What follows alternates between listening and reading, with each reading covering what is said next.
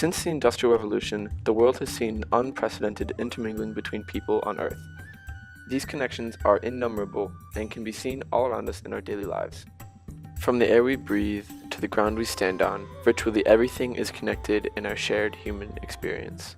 While there are thousands of books written on this topic, I want to talk about who we think we are, how that relates to colonialism and slavery, and what we can do about it. But before we jump to such grand ideas, it is important to understand who we are, and more importantly, who we think we are. Take, for example, me. When asked who I am, depending on the situation, I usually answer with American, white, male, agnostic, student, the list goes on. But how much of my identity do I choose, and how much of it is chosen for me? Is there something inside me that makes me American or agnostic? Certainly not. At the intersection of where biology and identity cross is eugenics. Eugenics identifies groups by certain traits and seeks to improve the human population by preserving the desirable ones. This type of thinking is dangerous because it nurtures stereotyping and racism. So if my identity can't be measured, what makes me? The idea of who one thinks they are is often self-identified or imposed on them by their society. While there is no consensus on how we should conceptualize identity, we should be mindful to recognize how our own privilege oppresses others, but also how it gives us the power to promote change.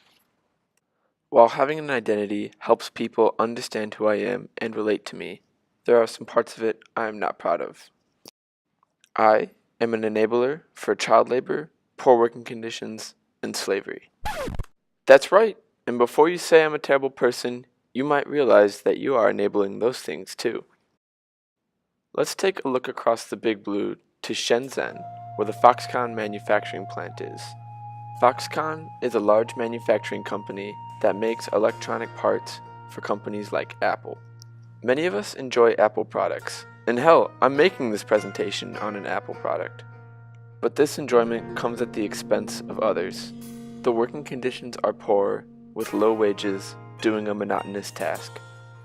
The workers are offered a place to live, but they are only paid enough to get by. They are unable to save up enough money to leave and become binded to the manufacturing plant.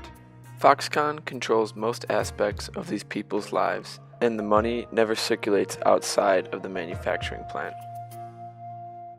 Life at the manufacturing plant was so bad that they had to install nets to keep people from jumping off the sides.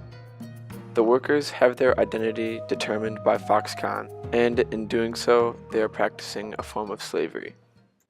So if you enjoy an Apple product, you too are implicated in the enslavement of thousands of workers. Slavery is not confined to the past and has just changed its form. The slavery practiced at Foxconn is confining people's entire existence in a monotonous routine where they don't know anything different. After that depressing bit, one might wonder, what can we do to change the world? That is the golden question, as like most of the questions asked in this book, there is no clear-cut answer. After learning about such inhumane acts like slavery, one might identify themselves as a social justice advocate. There are millions of people who are already active and care about global politics. For social change to happen, we have to work together. It is our being with other people that makes life exciting and worthwhile in the first place. Slavery would not exist if humans didn't invent it, but neither would the iPhone, which has a lot of good things to offer. We create and shape identities for each other, as well as make our own. All of these things demonstrate the power of human creation. Our ideas of right and wrong may be vastly different, but our basic human needs are the same. While it may seem like I'm speaking in platitudes, my answer for what can we do to change the world is to listen to each other and work together. It may seem simple, but it is amazing what can be accomplished when we see each other as equal human beings. Having long-term goals can be constructive, but I believe that the millions of tiny, sometimes unnoticed actions hold more weight than any huge accomplishment. That is what makes humanity work. The only man in history to double back and win the Olympic 100 and 200 double twice. He did it in Beijing.